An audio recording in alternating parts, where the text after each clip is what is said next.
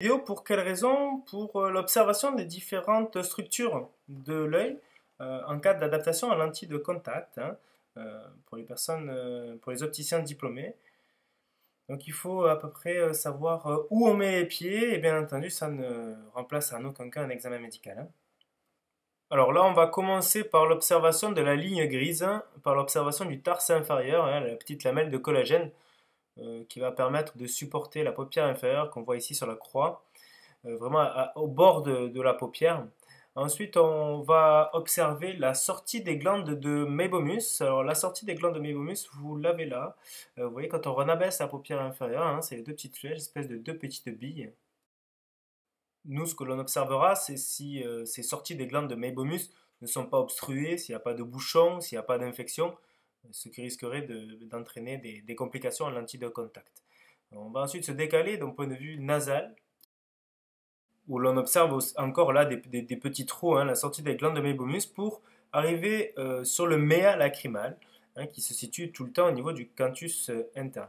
Pareil, on va observer la paupière supérieure. Est-ce qu'il n'y a pas d'excès de maquillage qui pourrait venir en contact avec la lentille et venir là, ce que moi je dis l'emplâtrer en fait, c'est venir vraiment créer des surplus de maquillage sur la lentille de contact. Dans ce cas-là, il faudra mettre du déprotéinisant ou un système oxydant. Nous allons aussi nous intéresser à la conjonctive palpébrale inférieure et supérieure, où on va observer s'il y a une hyperémie, observer s'il n'y a déjà pas une irritation de la paupière, ce qui pourrait être encore pire en lentille de contact, puisque la lentille va à chaque fois, à chaque clignement, frotter et créer une surface de contact entre la face antérieure de la lentille de contact et la face postérieure de la conjonctive palpébrale supérieure et inférieure. S'il y avait déjà une irritation que l'on peut grader, hein, d'après l'échelle d'Effron, ce serait inacceptable pour une adaptation en lentille de contact. Donc là, on passe sur la paupière supérieure avec un retournement de paupière, avec, on voit un petit peu des traces de fluorescéine d'un point de vue nasal. Donc on va jusqu'en nasal pour faire cette observation de la conjonctive palpébrale supérieure. Regardez ici en fait une hyperémie, hein, de la conjonctive palpébrale supérieure au retournement de paupière. Donc là, il va falloir faire attention à l'adaptation. On a aussi la conjonctive bulbaire, donc la partie vasculaire qui se situe au niveau de la sclère. Très important, hein, d'observer son état et de grader son hyperémie, voir la présence de vaisseaux sous différentes parties, partie supérieure, partie nasale, partie temporale et partie inférieure. Alors pourquoi est-ce qu'on observe la conjonctive bulbaire? Puisque la lentille de contact va être posée, hein, sur la cornée et donc dépasser au niveau temporal et nasal à hauteur du diamètre horizontal des HIV plus 1 en nasal et en temporal. Et donc du coup, il faut voir si le frottement de la lentille de contact et le petit retard qu'on observe de la lentille de contact lors des mobilités, hein, lors du champ de regard, lorsque le sujet regarde à droite, en haut, en bas et en nasal, est-ce que cela crée une hyperémie de la conjonctive bulbaire ou alors est-ce que le sujet avait déjà une hyperémie? C'est pareil, la mobilité de la lentille de contact, la lentille elle peut nous paraître mobile alors qu'elle ne l'est pas, ça s'appelle la fausse mobilité. Alors on va pouvoir observer la conjonctive bulbaire en fente, vous voyez. La fente c'est vraiment pour créer un faisceau de lumière un peu plus intensif et ça nous permettra notamment de voir les couches de la cornée et voir en fait vraiment toutes les parties un peu plus fines et un peu plus profondes. Pour observer la conjonctive palpébrale supérieure, donc il faut soulever, hein, la paupière supérieure et demander au sujet qu'il observe en bas. Notamment, bon, on observe l'hyperémie en partie supérieure. Très important d'avoir cette cartographie de l'hyperémie de la conjonctive bulbaire à l'état initial avant la pose de la lentille de contact pour vraiment voir si la lentille a créé l'hyperémie ou si c'était là avant. Les larmes, alors la gradation, c'est la même chose au niveau des larmes. Au niveau des larmes, il est très important d'observer leur état, de les grader, est-ce qu'elles sont chargées en lipides et en protéines.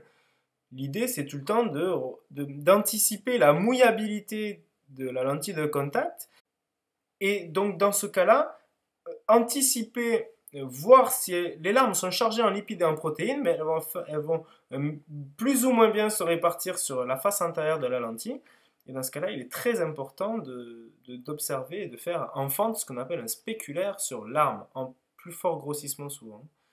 Observation de la cornée, bien entendu, ça va être le support de notre lentille de contact. Donc, vous voyez, on va vraiment faire une fente en nasal, en temporal, en partie centrale, en partie inférieure. Et vraiment, il faut balayer avec la lampe à fente pour vraiment observer l'intégralité des zones. On va ensuite essayer de voir les couches de la cornée. Ces couches de la cornée, on va essayer de les observer sous différents points de vue. Même principe, hein, différents points de vue, d'accord, en fait, sous différents angles d'observation. Et on va observer aussi le limbe, donc la partie où la conjonctive bulbaire finit sa course. Vraiment une partie critique, puisqu'on va avoir le profil sclérocornéen. Vraiment, voir s'il y a des néovaisseaux. En fait, s'il y a des néovaisseaux sur la cornée, ils partiront de cette partie limbique. Et donc, il faut faire attention à l'état de vascularisation avant la pose de la lentille de contact. Une coupe de la cornée, alors oui, ça pour observer les différentes strates. Au petit passage, pour la petite anecdote, on observe le cristallin là en face postérieure avec le reflet à travers la pupille. Et voilà, donc alors la coupe de la cornée, on arrive à voir hein, l'endothélium à fort grossissement, hein, grossissement 40, avec une forte intensité, pour observer s'il n'y a pas présence de bleps et s'il n'y a pas donc du coup de contre-indication, et si le sujet ne sera pas limité au niveau du port de lentille de contact, hein, s'il n'y a pas de trou noir dans la mosaïque endothéliale. Bon, au passage, on y est une observation de la chambre antérieure. On peut arriver à voir des petits dépôts, hein, des petits débris dans la chambre antérieure. Vous voyez, ils sont en lévitation. Donc vraiment, on fait sauter le faisceau au maximum, on le diminue au maximum pour arriver à voir les petits, voilà, les petites marques, on les voit là. Voilà. On fait en chambre antérieure. Sachant que bon, nous, ce qui nous intéresse le plus, hein, c'est la fluorescéine. Alors la fluorescéine, pour observer les petites cellules mortes, en fait, de la cornée, ça permet aussi de faire ressortir vraiment toutes les hyperémies. Et vous voyez, on observe quelques petites taches blanches, signe de cellules mortes au niveau de l'épithélium cornéen. Permet aussi de faire différents tests de film lacrymal. Vous voyez, là, le film de larme est en train de se déchirer.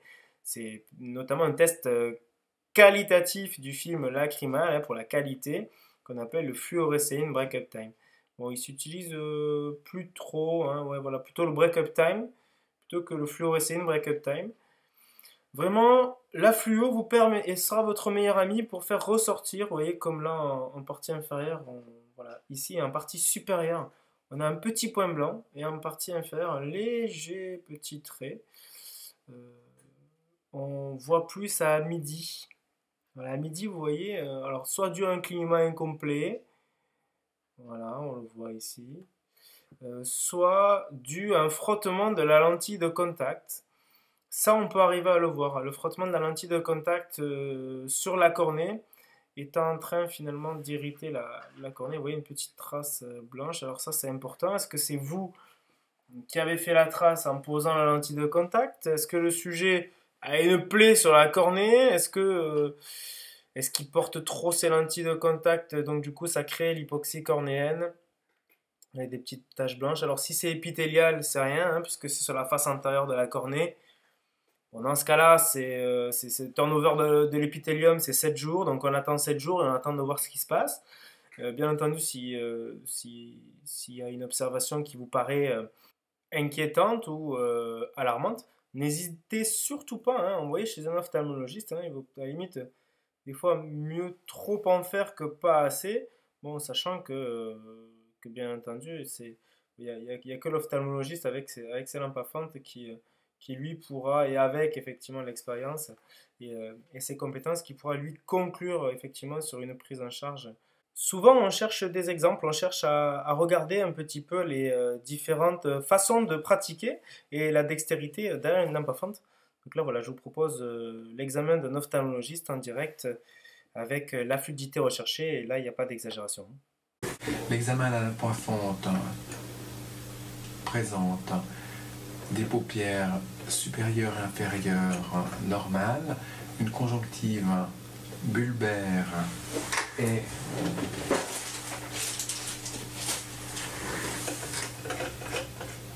tarsale normale, une cornée avec un épithélium, une Bowman, un stroma, un endothélium tout à fait normal, une chambre antérieure calme et profonde, une pupille réactive aux 3 modes, un cristallin avec une très légère cataracte, début de cataracte. Œil gauche, paupières supérieure et inférieure normale, conjonctive bulbaire normale, conjonctive tarsale normale, cornée transparente, donc épithélium, Bowman, stroma, décémète et endothélium tout à fait dans les normes, chambre antérieure normale, c'est-à-dire de taille et calme tout à fait normal. Pupille réactive aux 3 modes. Cristallin, très légère cataracte.